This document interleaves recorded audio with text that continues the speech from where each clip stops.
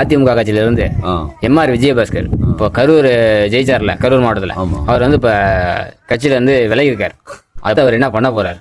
அனைத்து இந்திய அண்ணா திராவிட முன்னேற்ற கழக தொண்டர்களுக்கும் தீவிரமாய் களத்தில் பாடுபட்டு கொண்டிருக்கும் என் அருமை தொண்டர்களுக்கும் கட்சி தலைவர் எடப்பாடி கே பழனிசாமி அவர்களுக்கும் என் வாழ்த்துக்களையும் வணக்கத்தங்களையும் தெரிவித்துக் கொண்டு நான் இந்த உரையை போடுகிறேன்.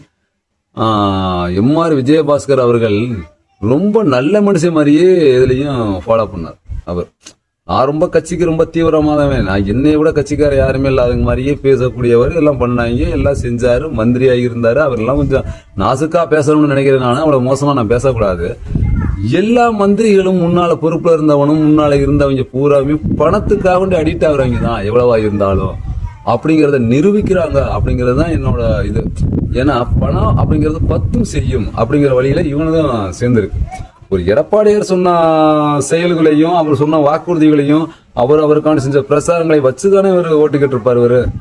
அந்த இதை வச்சு ஓட்டு கேட்டு ஜெயிச்சு எவ்வளவு நாள் ஆகிப்போச்சு? 40 நாள் ஆகிப்போச்சு. அதுவே தாவேக்கா ஆட்சிக்கு ஓட்டு போட போனவர் கொட்டி வாங்கிக்கிட்டு மந்திரி ஆளாமட்டு போன ஆள் தான் இந்த ஆளு மட்டும் என்ன ஆளு, என்ன ஆளுன்னு சொல்றேன்னு யாரும் கோச்சுக்க வேணாம். கொஞ்சம் மரியாதையா பேசணும்னு நினைக்கிறேன். இருந்தாலும் என்னோட ஒரு உணர்ச்சிகளை கட்டுப்படுத்த முடியல. அவர் கோவம் தான் நமக்கு இருக்கு. நல்ல மனிதர்கள் இன்னும் கட்சியில் நல்ல பேர் கொல்ல பேர் இருக்கிறாங்க. ரைட்டு, அதெல்லாம் இருக்கட்டும். ஒரு திருட்டுத்தனம் பண்ணக்கூடிய ஆள் தானே இவரும் அப்படிங்கிறது மாதிரி தான் என்னோட இது. என்ன தவற கண்டுபிடிச்சிட்டே, என்ன குறைய கண்டுபிடிச்சிட்டே அந்த கட்சிக்கு போட செலவு பண்ணாம இருக்க போறியா?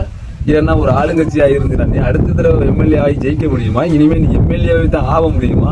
இல்ல வார்டு மெம்பரா தான் ஆக முடியுமாங்கிறது கூட எனக்கு தெரியல. உனக்கு சீட்டு கொடுப்பாங்களாங்கிறதே எனக்கு தெரியல.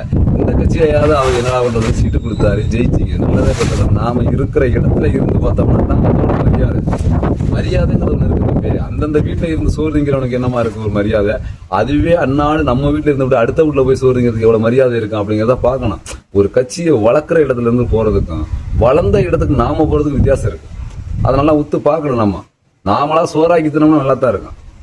அந்த சோறாக்கிறதுக்கு நாண்டு போய் அடுத்து உழவு வச்சு ஆக்கிருப்பான் மத்தியா, அதுல போய் நம்ம சோறு திங்கிற டயத்துக்கு போய் சோறு தின்றோம்னா அது அசிங்கம் இல்ல, வெக்கம் இல்ல.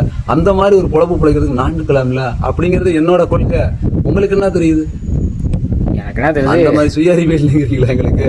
நாங்களும் சேர்ந்தவங்கதான். காசுக்காண்டி என்ன வேணாலும் செய்வோம்லாம் நீங்களாம் நினைக்க கூடாது. ஒரு மனிதனா பணங்கிறது இன்னைக்கு நம்மள்ட்ட இருக்குன்னு போகும். நீங்க எல்லாம் மந்திரியான நினைச்சு கூட பார்த்திருப்பியா? அந்த அம்மையார் உனக்கு மாவட்ட செயலாளர் கொடுத்து உன்னைய மந்திரி ஆக்கி அந்த மாதிரி ஒரு அழகாவது பார்த்துச்சு. அந்த மந்திரிங்கிற பேரு காலப்போக்கில் அழியுமா? கரூர் மாவட்டத்துல உனக்கு ஏதாவது ஒரு பெரிய காரியம் நீ இறந்துட்டா கூட அது என்ன சொன்னோம்? முன்னாள் மந்திரி விஜயபாஸ்கர் அப்படின்னு சொன்னோம். என்னைக்கா இருந்தாலும் இன்னைக்கு தான் எந்த கட்சியில போய் சேர்ந்து கூட முன்னாள் விஜயபாஸ்கர்னு சொல்லுவாங்க. இனி மந்திரி ஆக போறது கிடையாது. இறந்துட்டா சொல்லுவாங்களா, சொல்ல மாட்டாங்க. அந்த ஒரு நன்றியை யாருக்கிட்ட இருந்து பெற்றாங்கிற நானு. நீ வேற எல்லாம் தப்பா சொல்லலான அந்த நன்றி விசுவாசத்துக்காவது கடைபிடிக்கணும்ல. என்ன தம்பி பணங்கிறது இன்னைக்கு வரும் போகும். நல்ல மனிதன்கிற பேர் மட்டும் என்னைக்கு மறையாது.